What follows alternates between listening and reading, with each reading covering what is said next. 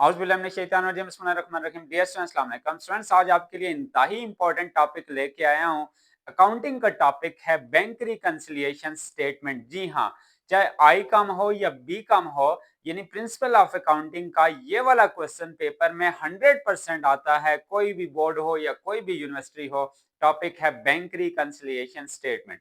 सबसे पहले आपको बताता चलूं बैंक रिकंसिलिएशन स्टेटमेंट कब और क्यों बनाते हैं। बैंक रिकंसिलिएशन स्टेटमेंट बेसिकली बनाया जाता है to reconcile the difference between cash book and passbook. Cash book और पासबुक में जितनी भी गलतियां होती हैं, कोई भी चीज रह जाती है लिखने में, उन डिस्क्रिपेंसीज को दूर करने के लिए, उन गलतियों को खत्म करने के लिए हम एक स्टेटमेंट बनाते हैं जिसका नाम है बैंक रिकंसिलिएशन स्टेटमेंट, जिसमें कैश बुक और पासबुक का कंपैरिजन हम सीखेंगे। सबसे पहले आपको एक फॉर्मेट सिखाऊंगा कि किस तरह से आपने बैंक रिकंसिलिएशन स्टेटमेंट सॉल्व करनी है। तो स्टार्ट करते हैं फॉर्मेट। बैंक रिकंसिलिएशन स्टेटमेंट, सबसे पहले फॉर्मेट की अगर बात करें तो टॉप पे हम लिखेंगे bank reconciliation statement in the book of in the book of book of जिस बंदे की बुक होगी, जिस कंपनी की बुक होगी, उस बुक में हम बैंक रिकंसिलिएशन स्टेटमेंट बनाएंगे for the period for the period. अब जो भी मंथ होगा, जो भी ईयर होगा, जो भी डेट होगी, उस डेट की हम स्टेटमेंट बनाएंगे।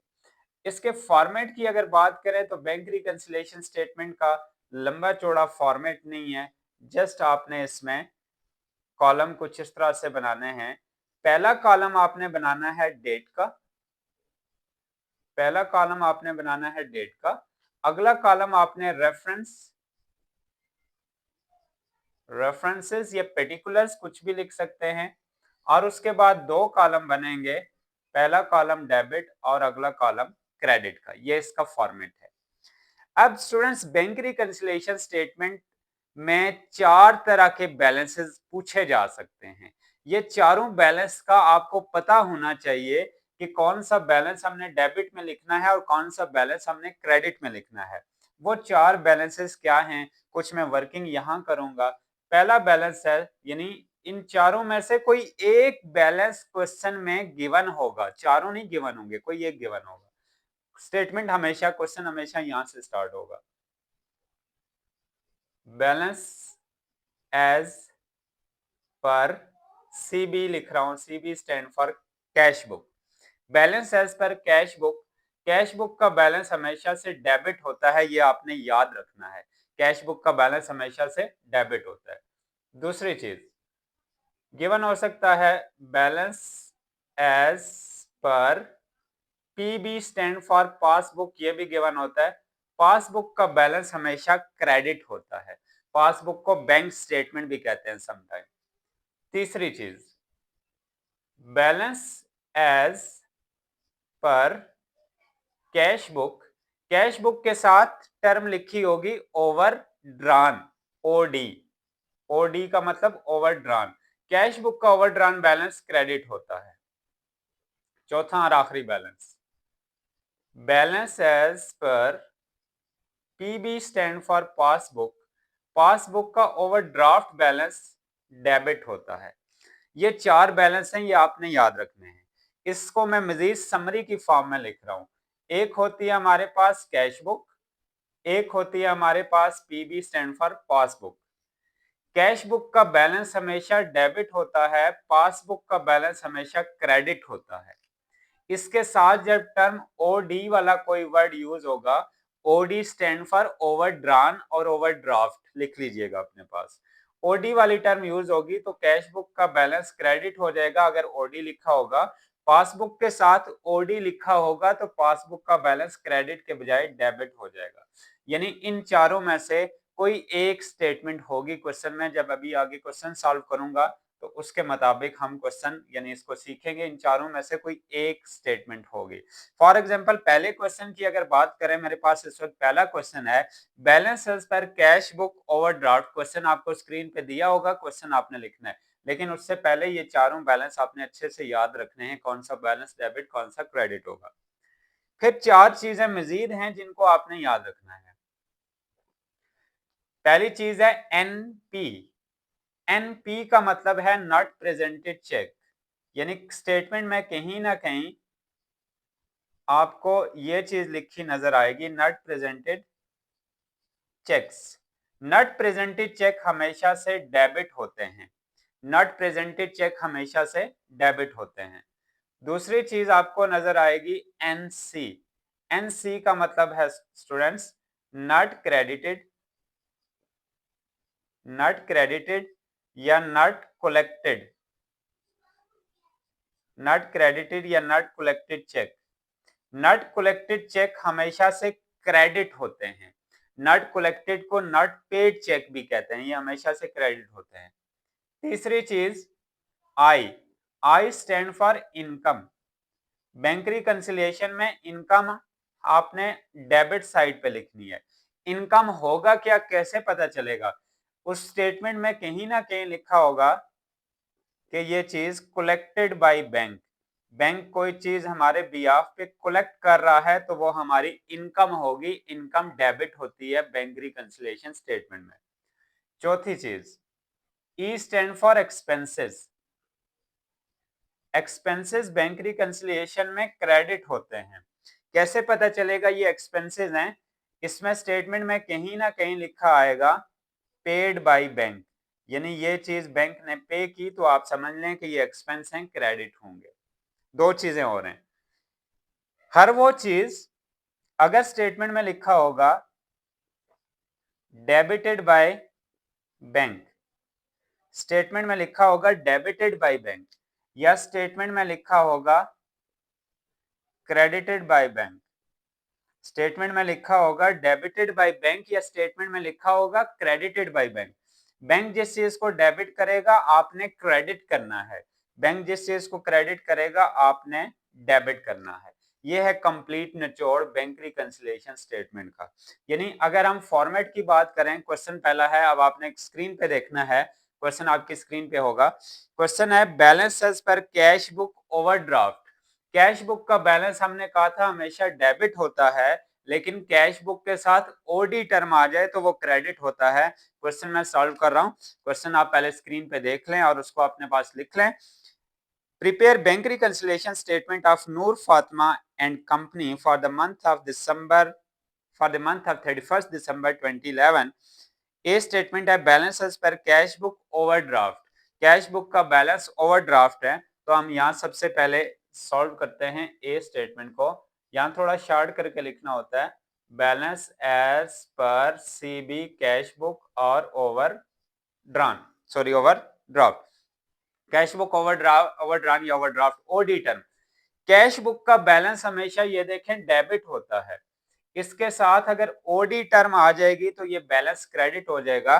बैलेंस है मेरे पास 4100, तो जस्ट 4100 हमने यहां लिखना है ऐसे करके क्रेडिट में। दूसरी चीज है interest on overdraft. Interest on overdraft, interest on OD, OD stand for overdraft. Interest अगर बैंक हमारे बिहाफ पे कलेक्ट करता है तो वो इनकम होती है, ओवरड्राफ्ट पे इंटरेस्ट एक्सपेंस होता है। इंटरेस्ट ऑन गवर्नमेंट सिक्योरिटीज वो भी इनकम होती है। ओवरड्राफ्ट पे इंटरेस्ट की अमाउंट है 105, 105 हमने यहां लिख दिया। तीसरी स्टेटमेंट है सीधी सीधी बैंक चार्जेस। तो बैंक रिकंसिलिएशन में जैसे मैंने बात की कि एक्सपेंसेस जब भी हों चार्जेस लिखा है, एक्सपेंसेस हमेशा क्रेडिट होते हैं, बैंक चार्जेस हैं 43 rupees. Case number D, cheque issue but not cash prior to 31 December.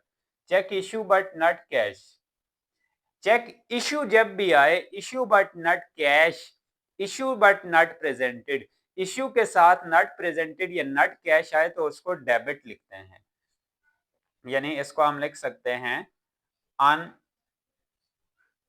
Unrepresented checks.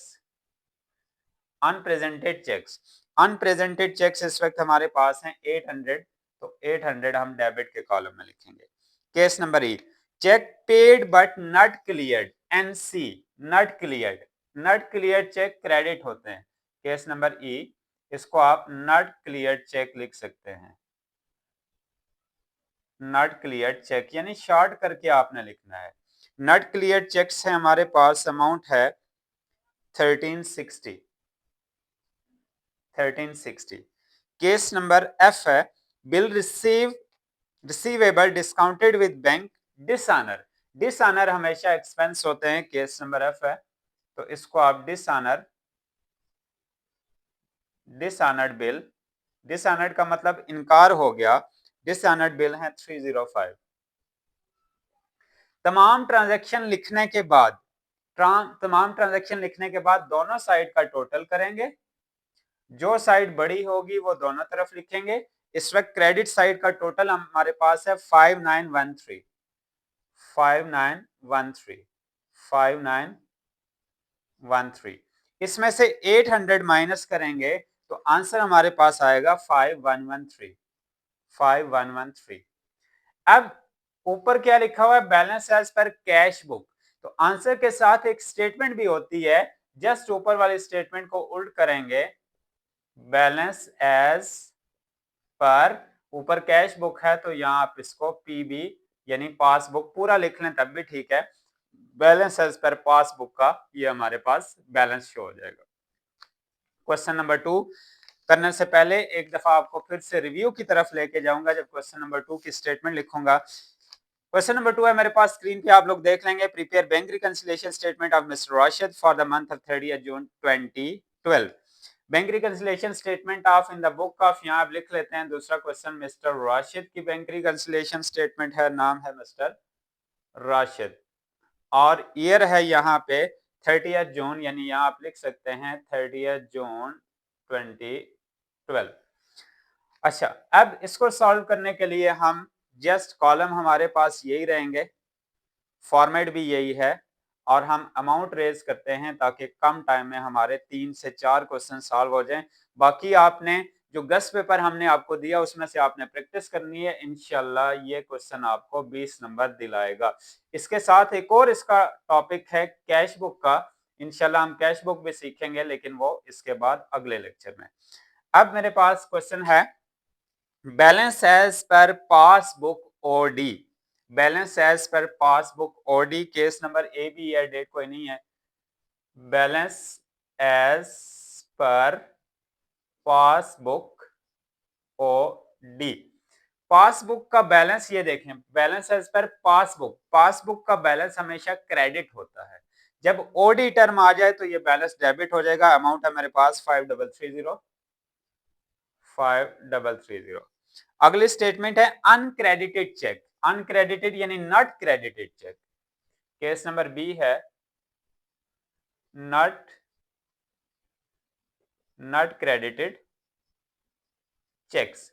Not credited cheques की अमाउंट है मेरे पास 2400, तो 2400 यहाँ पे क्रेडिट हो जाएगा। स्टेटमेंट नंबर सी है अनप्रेजेंटेड चेक, अनप्रेजेंटेड चेक की अमाउंट है 120। अनप्रेजेंटेड चेक, अनप्रेजेंटेड चेक्स हमेशा डेबिट होते हैं, अमाउंट है 120। केस नंबर डी है बैंक चार्ज 50, बैंक ने 50 रुपीज चार्ज किए हैं, यानी आप इसको स्टेटमेंट को क्लियर करके बैंक चार्जेस लिख सकते हैं। एक्सपेंस क्रेडिट होते हैं तो बैंक चार्जेस हमने ये लिख दिए। फिर सेम वही प्रोसीजर के दोनों साइड का टोटल करेंगे, जो साइड बड़ी होगी, इस वक्त हमारे पास डेबिट साइड बड़ी है तो डेबिट साइड का टोटल आ रहा है हमारे पास 5450। 5450 5450, और कम वाली साइड ये है क्रेडिट, यहां पे हम इसमें से यानी 5450 में से ये दो अमाउंट माइनस करेंगे तो हमारे पास आंसर आ जाएगा 3000। ऊपर लिखा बैलेंस एज पर पासबुक, तो इसको हम लिखेंगे balance as per CB cash book. ये हमारा दूसरा क्वेश्चन कंप्लीट हो गया। तीसरा सवाल, जैसे मैं आपको हर टॉपिक के 3 क्वेश्चन सॉल्व कराता हूं, चौथा क्वेश्चन पांचवा क्वेश्चन आपने खुद करना होता है। एक दफा फिर से देखिएगा, क्वेश्चन हम सॉल्व करेंगे, इसको हम रेज करते हैं। अगर आपने ये 4 चीजें और ये 6 चीजें याद कर लेना तो आपका बैंक रिकंसिलिएशन में से नंबर कोई बंदा नहीं काट सकता, आप बड़ी आसानी से बैंक रिकंसिलिएशन को समझ भी जाएंगे और सॉल्व भी कर लेंगे।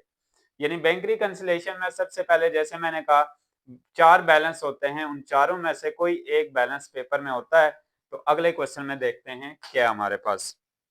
Prepare bank reconciliation statement of Noor Fatima company. अब यहाँ नेम की जगह मिस्टर राशिद की जगह नूर फातिमा आपने लिख देना है। इसको मैं रेज कर देता हूँ मिस्टर राशिद को, और डेट भी रेज कर देता हूँ। जो डेट होगी वो आपने डेट लिखनी है। Balance as per passbook credit, question screen पे देखिएगा। Balance as per passbook credit, खुद से इसने बता दिया balance as per passbook credit है। केस नंबर ए है, balance as per passbook credit है। तो अक्सर स्टूडेंट्स क्या करते हैं, इसने क्रेडिट लिखा हुआ तो हम डेबिट कर दें, नहीं, balance as per PB passbook आगे उसने लिखा हुआ क्रेडिट है, तो हमें क्या जरूरत है उसको चेंज करने की। 38,000 हम क्रेडिट में लिख लेते हैं। 38,000 balance as per passbook credit होता है। Insurance premium paid by bank, जब भी लिखा हो पेड बाय बैंक तो एक्सपेंस है, एक्सपेंस हमेशा क्रेडिट होते हैं। यानी केस नंबर बी है इंश्योरेंस पेड। इंश्योरेंस पेड आप शॉर्ट करके स्टेटमेंट यहां लिख सकते हैं। इंश्योरेंस पेड है, अमाउंट कितनी है इंश्योरेंस की, 2500 अमाउंट है। Case number C, interest credited by bank. Interest credited by bank, bank जिस चीज को क्रेडिट करेगा हमने उसका उल्ट करना है। Interest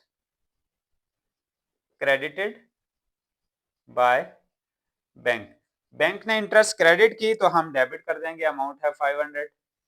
case number D, case number D है cheque issue 7500 but not presented for the payment. तो ऐसे चेक को अनप्रेजेंटेड, अनप्रेजेंटेड चेक्स कहते हैं। अनप्रेजेंटेड चेक्स हमेशा डेबिट होते हैं, अमाउंट है 7500। केस नंबर ई, चेक, बहुत गौर से देखिएगा ये वाला केस।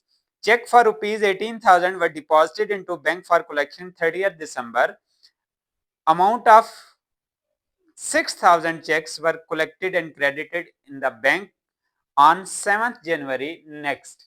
अब जो नेक्स्ट मंथ में क्रेडिट हुए हमने यहाँ सिर्फ उस अमाउंट को लेना है, क्योंकि बैंक रिकंसिलिएशन में हमने वही चीजें लिखनी है जो इससे पहले रिकॉर्ड नहीं होती। तो यहाँ पे केस नंबर ई है, इनको अनक्रेडिटेड चेक लिखेंगे। अनक्रेडिटेड चेक्स की अमाउंट है, अनक्रेडिटेड चेक्स की अमाउंट है इस वक्त 6,000 जो कि क्रेडिट होती है। लास्ट केस है cheque for 3500 deposit into bank but dishonour. Dishonour जो चेक्स होते हैं अमाउंट है 3500 और वो एक्सपेंस होते हैं। केस नंबर ई के बाद F, dishonoured, dishonoured cheques amount है 3500 और डिसऑनर्ड चेक्स क्या होते हैं, एक्सपेंस होते हैं। फिर वो स्टेटमेंट दोनों साइड का टोटल करेंगे, जो साइड बड़ी है वो दोनों तरफ लिखेंगे। इस वक्त टोटल अगर हम देखें तो क्रेडिट साइड दोनों साइड से बड़ी है, 50,000 क्रेडिट ही है और यही 50,000 यहाँ पे लिखा। इसमें से ये माइनस करेंगे तो यहाँ पे अमाउंट आ जाएगी, यानी आंसर आ जाएगा 42,000। ऊपर लिखा बैलेंस एज पर पासबुक, तो यहाँ पे हम लिखेंगे balance as per CB stand for cash book, ये कैश बुक का बैलेंस है। तो स्टूडेंट्स आपने अगले दो क्वेश्चन जो स्क्रीन पे आपको नजर आ रहे हैं इनकी प्रैक्टिस करनी है। इंशाल्लाह आपका 20 नंबर का आज का टॉपिक कंप्लीट हो गया और आपका प्रिपेयर भी हो गया। अल्लाह पाक आप तमाम तलबा तलबात को बहुत अच्छे नंबरों से कामयाब करे। अपना बहुत सारा ख्याल रखिएगा और चैनल को अपने दोस्तों के साथ जरूर शेयर कीजिएगा। अल्लाह हाफिज।